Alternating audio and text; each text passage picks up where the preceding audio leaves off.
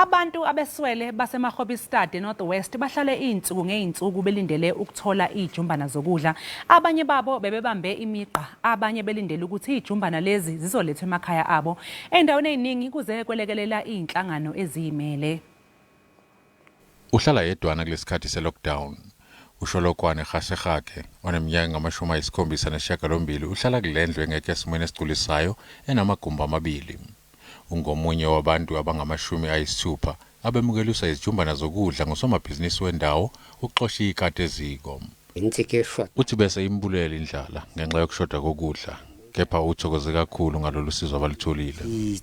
Inzima impilo ebantwini abaningi abaswele eMahobistad naseLochacheng. Nosizo lokudla liqhamuka kuhulumeni alufinyeleli kubo bonke. Uthi yena nomfowabo sebehlala kule ndawo isikhathi eside. Uthi bakhethe ukusiza abantu balendawo. Ibandla lamaluthele eMabatho nalo liyazama ukuqhamuka nosizo. Omunye wabalindele usizo kuRegina Molwantwa oneminyaka engama-54 ohlala namadodakazi akhe amathathu.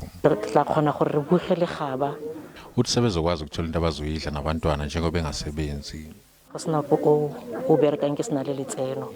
Leli bandla lithi lenza lokhu elihlala likhuluma ngakho. We'll usually say that love your neighbor as you love yourself. Now this is the time that we do what Christ has said, to love our neighbors and now to take care of them so that in this period of lockdown they don't feel neglected. Leli bandla ligqugquzela umphakathi ukuthi uhloniphe imithetho yezokuphepha ukugwema ukubhebhetheka kwe-COVID-19.